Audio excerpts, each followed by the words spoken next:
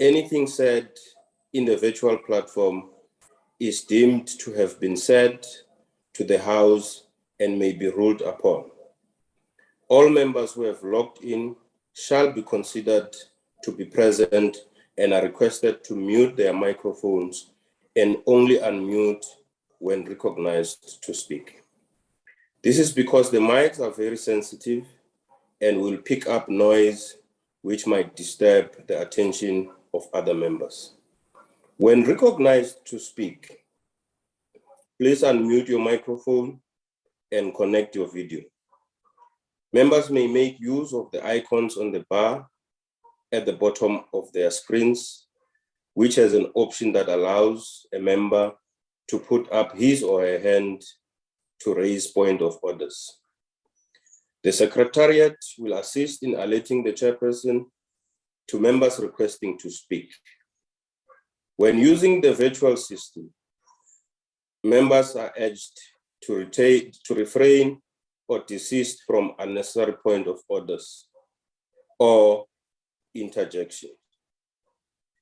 We shall now proceed to the order, which is the debate on vote number 4, Government Communications and Information Systems, Appropriation Bill. I now recognize the Minister in the Presidency. The Honorable Minister. Thank you very much, Honorable Chairperson of this mini plenary. Am I audible? Yes, you are. Thank you very much. Deputy Minister in the Presidency, Ms. Kekana, Chairperson of the Portfolio Committee on Communication, Honorable Boyce Maneli, members of the Portfolio Committee on Communication, honorable members, Directors General of GCIS, Ms. Pumla Williams, members of the management of GCIS. Thank you for the opportunity, Chairperson. We are honored to be presenting this budget vote of the Government Communication and Information System since my appointment in this job. I want to dedicate this budget vote to the memory of the nearly 500 compatriots we lost in the recent natural disaster in KZN. I also dedicate this budget vote to those South Africans and international partners who came to the assistance of our people who were affected by the disaster in so many unfortunate ways. This dedication is born out of our appreciation that the provision of information to the nation and to our partners globally and our engagement with stakeholders at home and abroad is about touching and transforming lives and our economic fortunes for the better. Just a few weeks ago, Chairperson, I was deeply touched by the visit undertaken by our president, and some of my colleagues in cabinet and professional and municipal leadership to flood affected communities. Okay, cool. Thank you.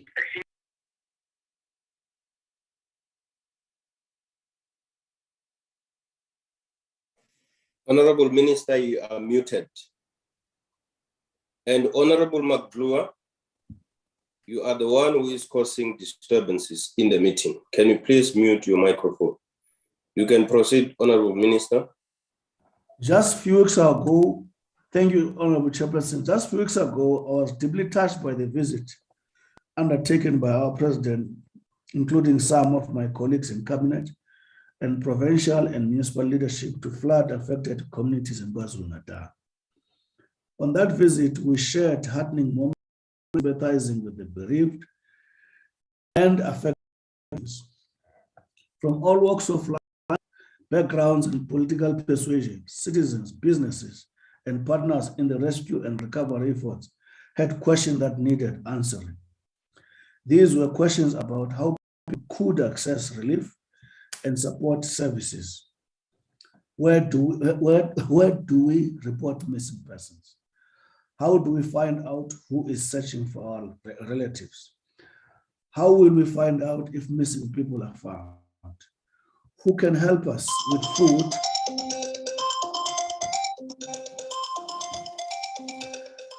Who can help us? Who can help us with food or accommodation? Beg your pardon, Chair. Will government provide assistance with funerals? Will other schools schools that are damaged. These basic questions of survival and necessities of life brought into sharp focus the responsibility that rests on the government communication and information system as the center of public communications in government. This is also a collective responsibility that is shared by all clusters, departments, and entities that make up the government communication system. The disaster in KwaZulu-Natal reminds us that the effective dissemination of information based on engagement with communities and social partners is a key contribution towards healing psychosocial and physical scars and restoring a decimated landscape. This hour of difficulty also reminds us that effective communication has the ability to unlock the very real power of our national treasure of Ubuntu and to open the hearts and pockets of South Africans who want to reach out to people in distress. Tragically, the floods of destruction in KwaZulu-Natal followed waves of COVID-19 infections that claimed many lives and livelihood, but which also fostered resilience, compliance, and creativity in our nation. What I've outlined is part of the backdrop against which we are tabling GCIS 2022-23 budget vote today. The Government Communication and Information System has been allocated 719.9 million for 2022-23 financial year. This allocation reflects baseline reductions of 37.5 million in 2022-23, 5 million in 2022-24, and a baseline increase of 31.9 million in 2024-25. The baseline reductions can be attributed to the fact that there is no additional allocation for the COVID-19 vaccine rollout campaign compared to 2020-21 and 2021-22 financial years. Over the next 3-year and medium-term expenditure framework period, which is 2022-23 to 2024-25, GCIS spending plan amounts to 2.182 billion, which is spread as follows. 2022-23, 790 million. The following year, 714.9 million. 2022-25, 746.8 million. The department current budgets of 719 million for 2022-23 financial year is allocated as follows. Operating budget of 4618 million consumes 64.2% of the budget allocation. The operating budget caters for the compensation of employees to the value of 282.1 million for funded establishment of 198 permanent positions and goods and services to the value of 179.7 million. Transfers and subsidies of 255 million consumes 35.4% of the entire GCIS budget allocation. Included in the transfers and subsidy allocation is 36.822 million allocation for the Media Development and Diversity Agency and 218.122 million allocation for Brand South Africa. Capital budget of 3.1 million consumes 0.4% of the budget allocation. These funds are set aside for the purchase of capital assets that will enhance the smooth operation of the department, as well as improve service delivery mechanisms. The funding provided to Brand South Africa and Media Development and Diversity Agency will allow these two important entities to continue their work in support of the President's investment drive, our nation brand,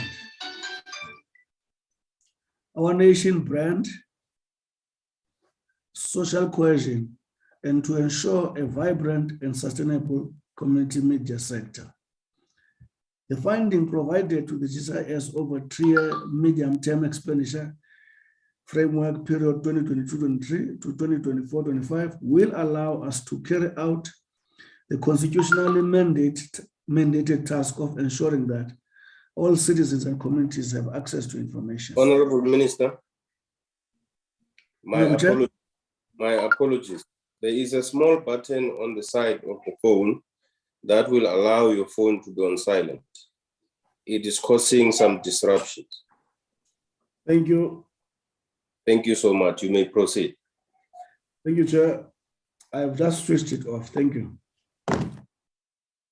Thank you for that intervention, Honorable Chair. Deputy Minister Pinky Kekana will give a full account of the work of these two entities.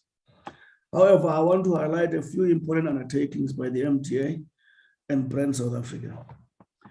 During the 2021-22 financial year, the National Marketing, Advertising and Communication BBE Sector Council was established.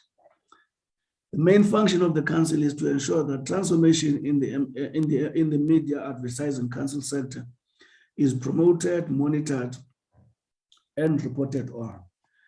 Furthermore, in the 2021-22 financial year, GCIS developed a draft media development and diversity amendment bill, which is expected to be in the outer financial year.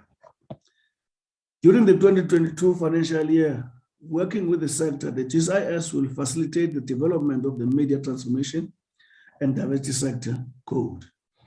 Brand SA continues to build our nation brand and to market South Africa internationally. Work continues to leverage on the African Continental Free Trade Area platform to ensure that South Africa and the rest of the continent can build a strong African reputation brand. While existing initiatives such as Play Your Part are being expanded to focus on international audiences, GCIS is keenly aware of the constraints on the fiscus that affect all components of government, and we nurture the hope that economic reconstruction and recovery will, in the foreseeable future, place more resources at our disposal. We will not abandon our hope of a brighter budget. We are forced to acknowledge that after years of doing more with less, we're approaching the precipice of doing less with less. We are therefore in a position where we do need to be strategically selective in what we choose to focus on, without promising the nation's right to information, without compromising, I beg your pardon, without compromising the nation's right to information. And we need to do so without stemming the flow of information to neighbors and partners on our continent and around the world. Honorable Chairperson, honorable members, GCIS content focus is built around the priorities President Ramaphosa set out in 2022 State of the Nation address, namely overcoming COVID-19 pandemic, a massive rollout of infrastructure, substantial increase in local production, and employment stimulus to create jobs and support livelihoods, the rapid expansions of our energy,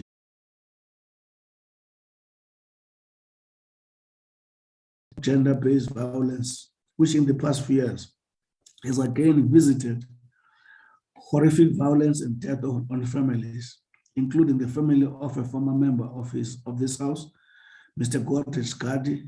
I trust, honorable members, that all of us are united in offering our condolences to the Gadi family, as well as families just a few kilometers away from Parliament on the Cape Flats and further afield in the Northern Cape, who have been struck by this social disaster. Honorable Chairperson of the session, the focal areas I have highlighted call for communication that is credible, compelling, and connective in the sense that our communications flow beyond our national boundaries into a global marketplace. We'll deepen the symmetry between proactive communication that will build the nation's trust and pride in what government in our country is achieving, and communication that will particularly bring opportunities and hope to South Africa's 12 million unemployed people. We'll deepen our regular engagement with the nation through media and through direct interaction to demonstrate that we are a government of our word, and we are a government in partnership with all sectors of society. And this is a social compact to which the president refers. Our content and form of presentation fights for eyeballs, airtime, readership, viewership, and followings around our country, around our continent, and around our world. This means we have to respond to change, and we need to be ambitious enough that could follow in the spirit of contributing to better Africa and the better. Africa as a country and our president as a leader are significant and highly respected players in global affairs, and our communication must project and respect this reality. The much changed communication environment in the past 2 years has necessitated that GCIS must track the upskilling of the workforce to align the organization to occupational demands associated with the fourth industrial revolution. It also required that information and communication technology systems had to be upgraded to provide the capacity of regular virtual stroke webinar meeting using various platforms. It is self-evident that numerous virtual platforms and social media platforms used by GCIS in this period will have to be maintained or further increase into the future. This will go hand in hand with the step up face-to-face engagement.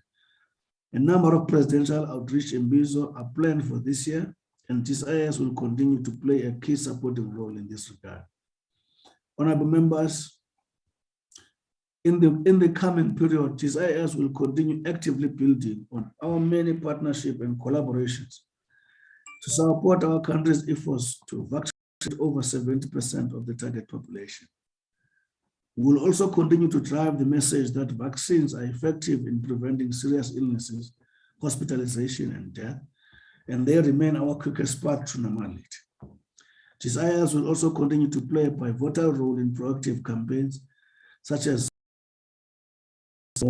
vaccination weekends, which have succeeded in driving higher vaccination numbers, especially amongst young people. On the 9th December 2029, I joined colleagues at the GCIS on a picket commemorating International Anti-Corruption Day. And during this event, we spoke on the importance of whistleblowers in the fight against corruption. Many of the warning revelations at the Zondo Commission of Inquiry were only brought to light because citizens stepped forward and told their stories. As government, we know that there have been many occasions where we have fallen short, public trust has been eroded, and people are rightly skeptical at times. As a collective, we have vowed to do better, and we must continue to do so. Corruption threatens to eat at the very soul of our young democracy, and it has to end. It is therefore heartening that government has made huge strides with a number of successful investigations by the SIU, as well as the forfeiture of assets. GCIS supported the anti-corruption drive by profiling our various anti-corruption initiatives and programs on our suite of platforms across media and social media, public engagement, and through comprehensive messaging. The overall trust has been to highlight positive intervention while also calling on the public to join the fight. Active citizens are the bedrock of any democracy and are key to greater social cohesion and nation building. I believe our key task in this period is to ensure that no South African is left behind, in line with the President's call to action in this year's State of the Nation address. Our communication must touch and change lives while also being relevant and easily understood. We dare not rest on our laurels by believing that what worked today will still be relevant tomorrow.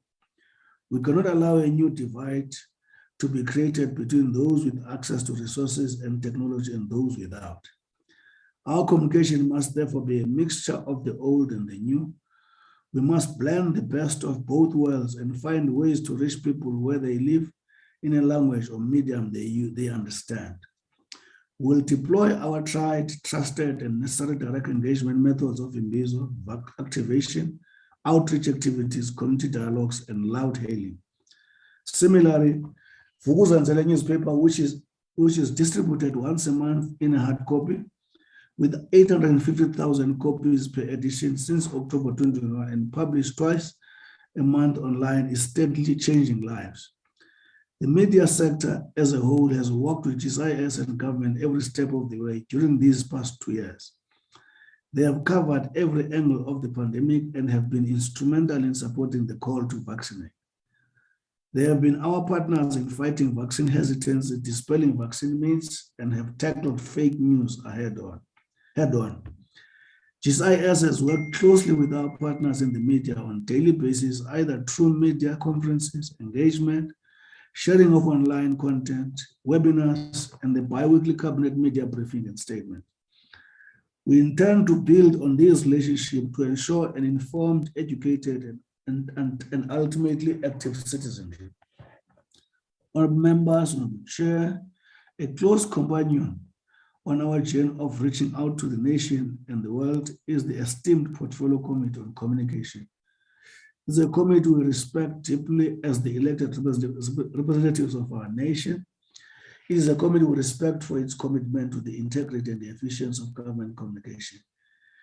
It is a committee we respect for its firm exercise of oversight and its creative exercise of making proposals that aid us in moving government communication forward. It is a committee that is tough and its critic and generous in its appreciation of the work we do. We thank the chair and members from all parties for their support and guidance, and we look forward to another year of partnership in service of the nation, robust and frank about the future of our country. I assure the committee that its commitment will be reciprocated by that of my colleagues at the GCIS, who will ensure that no one is left behind as we talk to. It is an honor for me to table the GCIS vote for 2023. I thank you, Chair. Thank you very much, Honorable Minister. Our next speaker